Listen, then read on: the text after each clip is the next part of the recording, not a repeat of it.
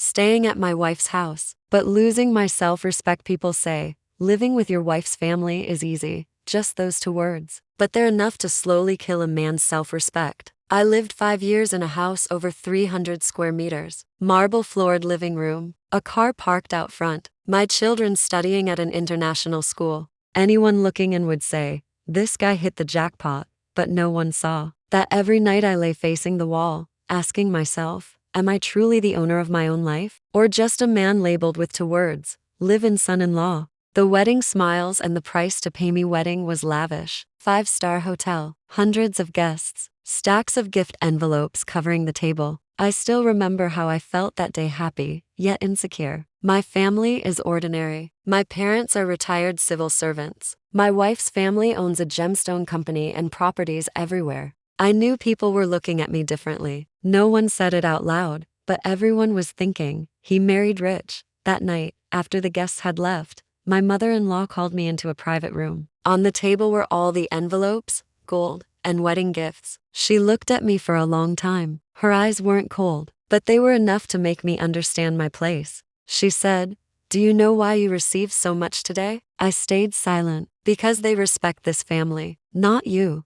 Every word clear. Then she gathered all the money. I'll keep this. It's for the children's future. I could have reacted. I could have said, at least let me keep a portion. But I didn't. I smiled. I nodded. Because I thought, it's just money. Family matters more. I didn't realize that nod was the first time I lost myself. Leaving my wife's family company after the wedding, I continued working at my wife's family company. In every meeting, I felt like I had to work twice as hard. Whenever I proposed an idea, there were always looks that said, let's see what the son-in-law has to say. I couldn't stand it. I didn't want to spend my whole life being called the one who was carried. So I resigned. My wife was surprised. She said, you don't need to prove anything. But I did. Because if I couldn't prove my own ability, I would never be able to look myself in the eye. I applied to a bank. No connections. Didn't tell my in-laws. I wanted to start from scratch. The promotion a short-lived pride. In the first months, I worked like a machine. Early mornings,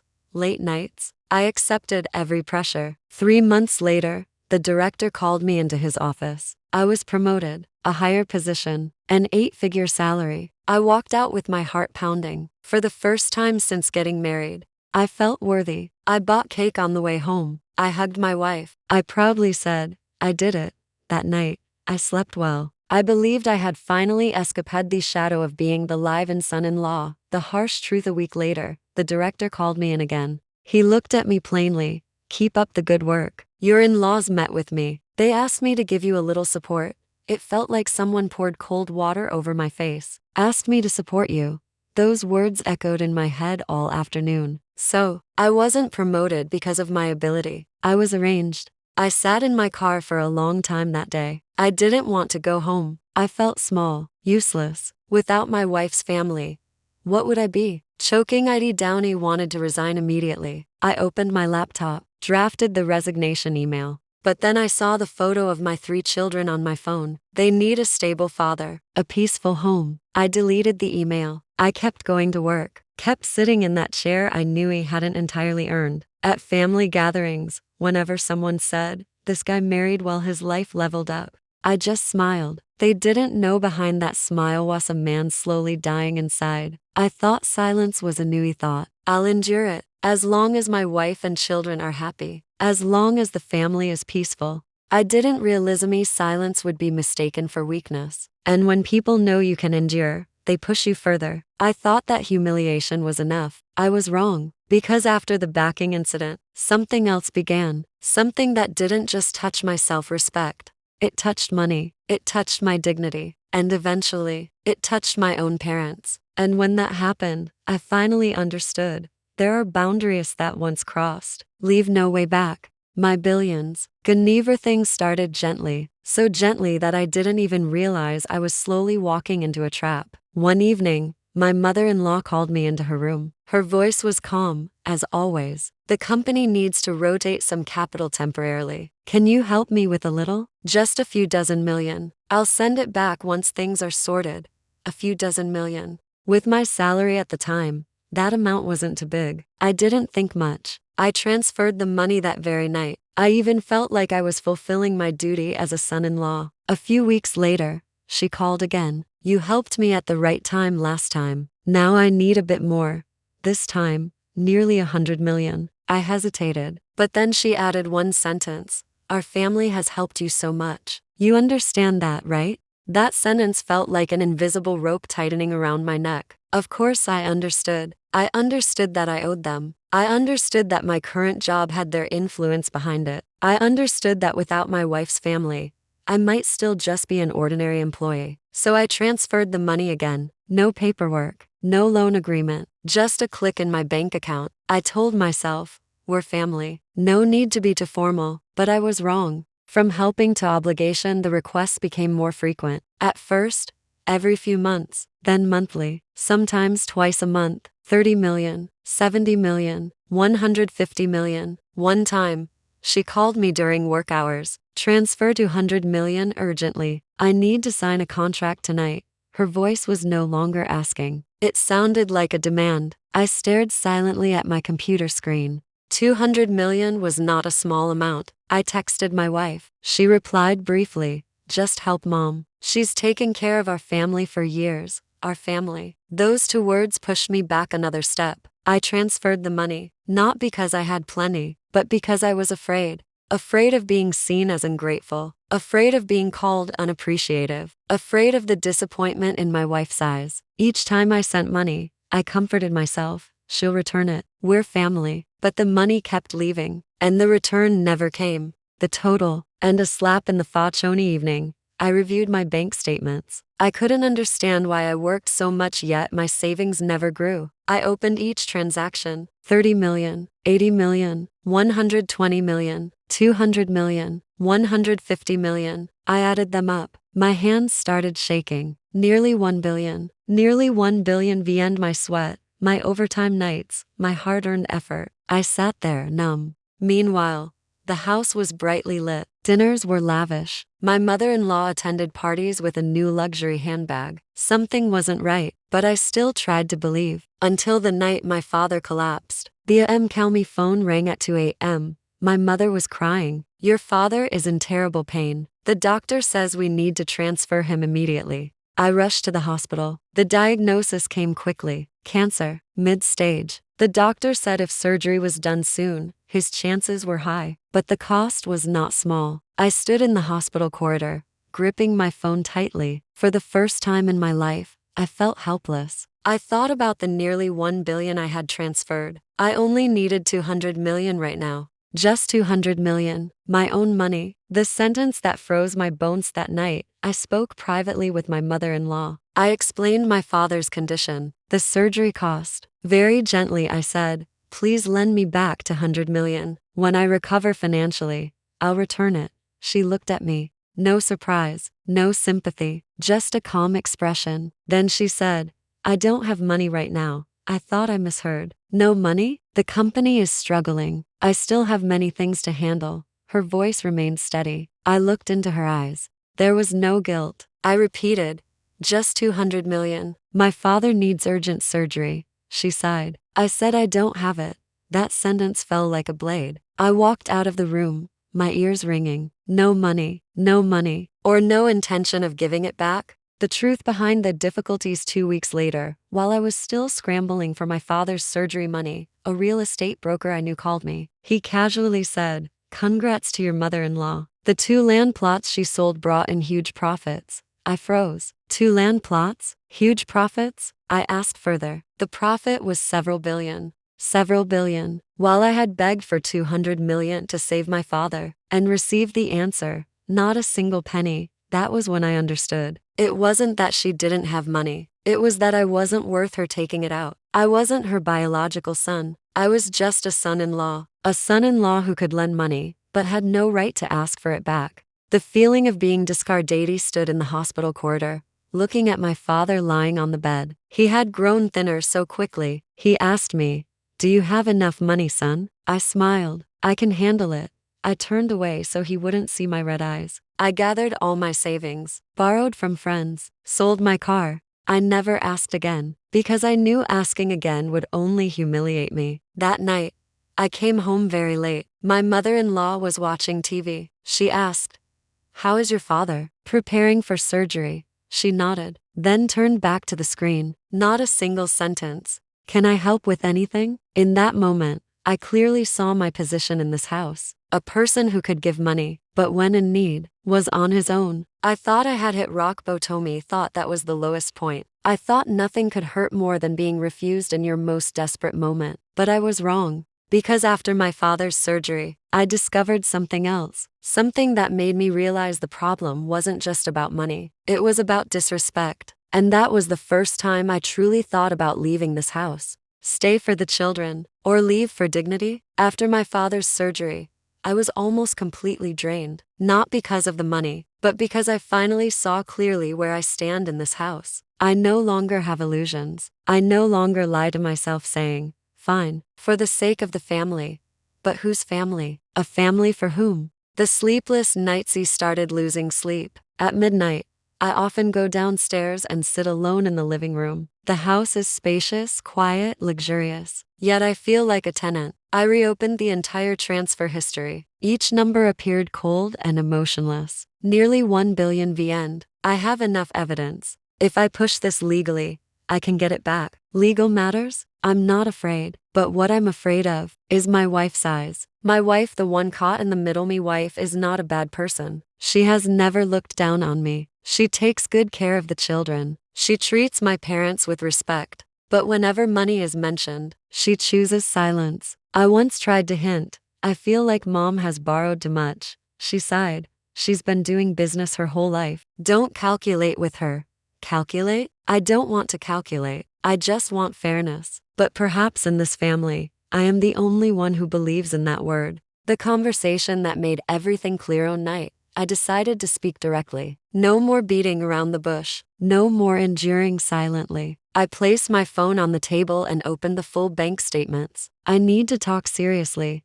My wife looked at me, worried. I spoke slowly. "The total amount I transferred to your mother is nearly 1 billion. She stayed silent. "My father has cancer. I asked for 200 million back, and she said she doesn't have it." She turned her face away. I asked, "If it were your father, would you accept that answer?" She didn't respond. That silence hurt more than any accusation. I realized, my wife is trapped between me and her mother, but I am trapped between dignity and family. What's left of my dignity? I started reviewing the past 5 years. The wedding money was kept. My job was arranged. Loans were never repaid. All of it shares one thing in common. I was always the one who endured. I endured to keep the house peaceful. I endured so my wife wouldn't be in a difficult position. I endured so my children would have both parents. But I never asked myself, 10 years from now, who will I be? A man living under his in-law's shadow. A father teaching his children about self-respect, while failing to protect his own? My 3 children, my greatest fear. Every time I think about leaving, I look at my 3 children. They run to hug me every night. "Dad, can we go out this weekend?" I nod. I cannot imagine packing my things and moving out. What if they ask, "Dad, you're not living with us anymore?" I couldn't bear that question. Divorce is not just leaving your wife. It means accepting that you won't see your children every day. I'm afraid, truly afraid. But what if I stay? I try to imagine staying, continuing to endure, pretending nothing happened. Then one day, another sum of money will be requested. Another arrangement will be made. Another decision will be taken without asking me. And I will stay silent again? I don't know how much longer I can endure. The first time I think about divorcing, never thought I would say this word. Divorce. It feels like failure. But lately, it appears more and more in my mind. Not because I no longer love my wife, but because I am beginning to lose respect for myself. A man can be poor. He can stumble. But if he loses his self-respect, what remains? A decision without an answer. I stand between 2 roads. The first, stay, keep enduring, keep the family intact. The second, speak clearly, set financial boundaries. If nothing changes, move out. I may lose many things, but at least, I keep myself. I haven't chosen yet. I am still standing in between. Still watching my 3 children sleep every night. Still hearing my mother-in-law discussing business downstairs. Still hearing my own heart ask, How much longer before you dare to live for yourself? I don't want to be a victim, not telling this story to complain. I just want to ask one question. How much should a man sacrifice for his family? If he loses all his self-respect, is that still sacrifice? Or is it self-destruction? If it were you, would you stay because your children need a complete family? Or would you leave so one day your children understand that their father did not live bowed down? I truly want to hear your answer. You already said the answer yourself. Move out, cut off the financial borrowing. Clearly, living every day while having to avoid your mother-in-law is exhausting. Reading your story feels like seeing myself in it. Starting over is never too late. Maybe I also need the courage to tell my own story one day. Looks like you ran into a practical and cold mother-in-law. If in-laws measure everything in money like that, it's hard to live peacefully. Staying will only turn you into their money printing machine. Moving out is the most rational choice. You already have the answer in your heart. Don't hesitate anymore. Move out first to create distance and calm. Once you're independent, then you can talk things through. In my opinion, you should talk directly with your wife about the money for your father's medical treatment. See how she reacts. Her response will tell you whether you should stay or leave. Living separately is the safest option right now. When you control your own finances and are no longer dependent, everything will feel much easier. They think you earn a high salary because of them, so they treat borrowing money as recovering their investment. But you were also careless by giving money without keeping some for yourself. The most important thing now is to separate finances clearly and move out to regain control of your life. Reading this makes me angry for you. You transferred money clearly, and when your father was seriously ill and you asked for 200 million back, they had nothing? Yet they're investing and making billions in profit? That's not family, that's exploitation. Living with your in-laws doesn't mean losing your dignity. If you tolerate it once, they'll push further next time. If you don't move out now, you'll face more pressure later. People say money must be clear for love to last. If things are vague and they turn their backs when you need help, what's the point of keeping that family? If your wife truly loves you, she should speak to her mother. Silence means choosing a side. Honestly, if a man lets others disrespect his money and dignity like that, he's merely existing, not living. Don't be afraid of losing the big house or nice car. Losing your self-respect hurts more than losing money. If you have transfer evidence, clarify it. Not to win but to show you're not an ATM. Children need a strong father, not a man who silently endures everything. The moment your mother-in-law said not a single penny while your father was hospitalized, that tells you everything. Moving out doesn't necessarily mean divorce, but staying like this guarantees you'll slowly wither away. Sorry, but you're partly at fault. You gave money without paperwork or agreement. Who can you blame now? Their family is wealthy, gave you a job, supported you. Isn't it a bit harsh to calculate everything when things get tough? If you feel uncomfortable about being backed, why did you accept the high salary? Every family has times when money rotates around. Maybe your mother-in-law genuinely needed capital for business. A man talking about dignity while living with his wife's family for 5 years, that's not very convincing. You say nearly $1 billion, but are you sure you didn't indirectly benefit from that relationship? If you live with your in-laws, you must accept differences. You can't enjoy the conveniences and demand total independence. Maybe she didn't intend to withhold the money. Perhaps she thought it was support for your small family. A capable man rebuilds quietly instead of complaining publicly. Try moving out and see if you can maintain your current lifestyle. I've never looked down on you, but are you being fair telling the story from only one side? Have you ever clearly shared your feelings with me? You say my mother borrowed from you, but wasn't that money for our family? Do you pay rent here? Do you pay the children's tuition? Do you think I'm not in a difficult position? Try standing between your spouse and your parent. If you felt pressured, why didn't you refuse at the beginning instead of transferring money and blaming others now? You talk about dignity, what about mine? What will relatives say when my husband shares family matters online? I never stopped you from caring for your father. But did you ever ask me to solve it together? If you want to move out, I'm willing. But are you confident enough to rebuild? Don't turn my mother into a complete villain. Every family has hidden sides. If you truly want to leave, I won't stop you. But don't put all the blame on others. You talk about self-respect, but is self-respect abandoning your family in hard times? Legally speaking, if you have full transfer evidence and content showing it was a loan, you have the right to request repayment. Under civil law principles, a loan agreement is valid even without a written contract if the intent to borrow and repay can be proven. This is not only about family feelings, but also about legal obligations. It's important to distinguish. If the money was family support, it's very hard to claim back. But if messages, recordings, or transfer notes show it was a loan, you may file a civil lawsuit. Once it's considered a loan, the borrower must repay regardless of in-law relationships. In marriage, assets created by one spouse are generally considered common marital property unless otherwise agreed. However, transferring money to a third party without clear mutual consent can create property disputes. This involves not only mother-in-law and son-in-law, but also the wife's rights. Choosing to live separately is a lawful right. The law does not require a couple to live with either side's parents. However, if divorce occurs, previously transferred money may become an issue during asset division. Legally, there are two paths: internal settlement through agreement or filing a lawsuit for debt repayment. But once the matter goes to court, family relationships are nearly impossible to repair. So the decision is not only legal, it's a choice between financial rights and preserving the marriage.